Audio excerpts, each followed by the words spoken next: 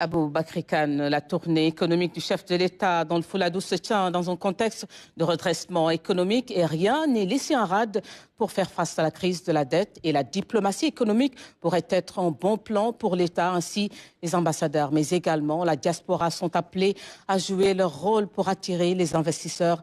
On en parle dans la rubrique économie de ce jeudi, signé Aminata Benfala. Dans un contexte où l'économie sénégalaise fait face à de sérieuses contraintes de financement, la diplomatie économique apparaît plus que jamais comme un levier incontournable.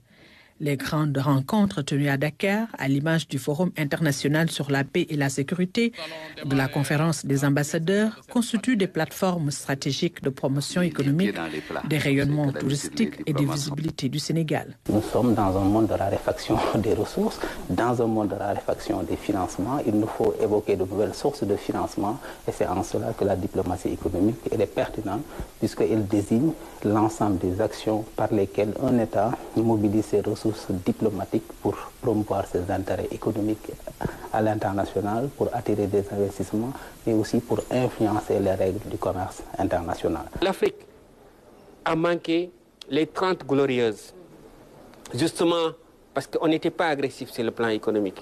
On était là à des préoccupations d'institutions, à des préoccupations de souveraineté. La diplomatie de souveraineté, c'est bien. C'est ce que nous faisons actuellement. La diplomatie d'État, c'est bien. La diplomatie militaire, c'est bien. Mais de nos jours, la diplomatie commerciale et économique est fondamentale.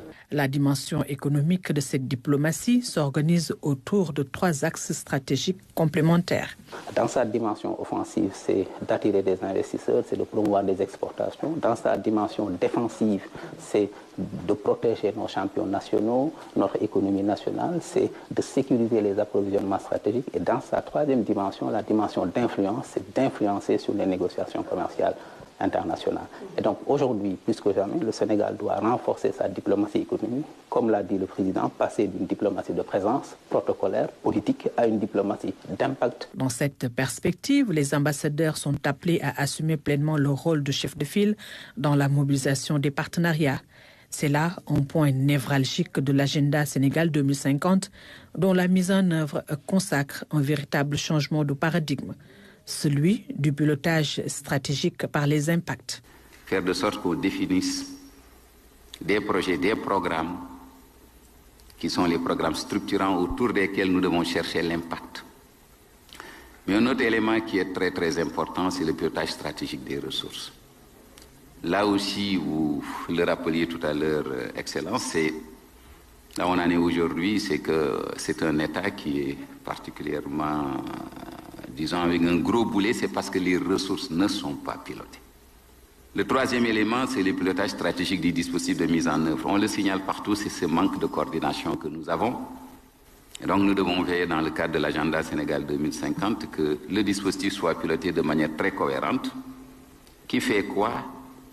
Comment nous devons nous coordonner, y compris avec la diplomatie économique et enfin le pilotage stratégique de la communication.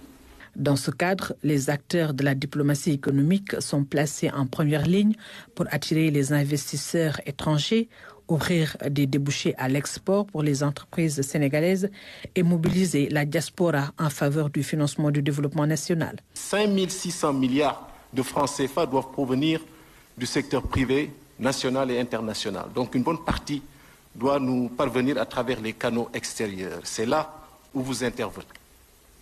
Et donc pour cette raison-là, vous les ambassadeurs, vous les consuls généraux, vous avez un rôle extraordinaire à jouer pour le Sénégal. Et d'ailleurs, ce n'est pas nouveau car vous l'avez toujours fait. Si l'on sait que le Sénégal, s'il rayonne à l'échelle internationale, la diplomatie en est certainement la raison principale. Aujourd'hui, la situation économique du Sénégal, avec le niveau de la dette, peut être considérée comme une difficulté, mais aussi une grande opportunité pour recalibrer notre mode d'action et surtout en alignement avec l'agenda national. Que dit l'agenda national de transformation? Il fait appel à la souveraineté nationale. La souveraineté nécessite moins d'aide au développement, mais plus de partenariats gagnant-gagnant. La réouverture des bureaux économiques dans certains pays partenaires constituerait aujourd'hui un pas décisif vers la concrétisation de ces objectifs. Aujourd'hui, on est à une époque, à une ère où il y a une tension sur les marchés avec le détroit d'Ormuz et on a justement besoin de ces missions économiques pour faire des notes de conjoncture à temps réel. Parce qu'il ne suffit pas juste d'attendre les informations au niveau de l'Internet ou des médias qui sont accrédités, mais également avoir des représentations, ça permet d'avoir l'élément.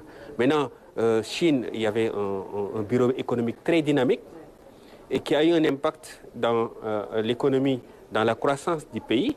Rien que l'accord sur l'arachide, on a eu combien de devises, de rapatriement de devises? Combien sur les 10 dernières années? Donc il n'y a pas que cela, il y a aussi l'accord sur le tourisme. La tension qu'on a sur certaines spéculations, sur l'anacarde, sur l'arachide, les bureaux économiques permettaient de régler cela. Les tensions qu'on a actuellement sur la crise de la dette, parlons-en. Les bureaux économiques permettent d'être sur le terrain. Parce que les missions officielles de haut niveau, ce n'est pas tous les jours que vous pouvez faire déplacer des ministres pour aller négocier et discuter. Mais vous avez un bureau économique avec quand même des ressources, des talents au niveau de Washington pour suivre ce qui se passe à la Banque mondiale et au FMI, ça permet des raccourcis. Nous sommes à l'ère de la ZLECAf, particulièrement en Afrique. Par exemple, aujourd'hui à Bamako, nous devons avoir un bureau économique. Si le Mali est le premier client commercial du Sénégal, qu'est-ce que nous faisons aujourd'hui pour qu'au-delà du Mali, adresser l'Interland? Ça, c'est la mission d'un bureau économique où la feuille de route doit être de la prospection économique. Au fond, la diplomatie économique n'est efficace que s'il dispose des outils de sa présence. Et la présence commence par un bureau ouvert et accessible.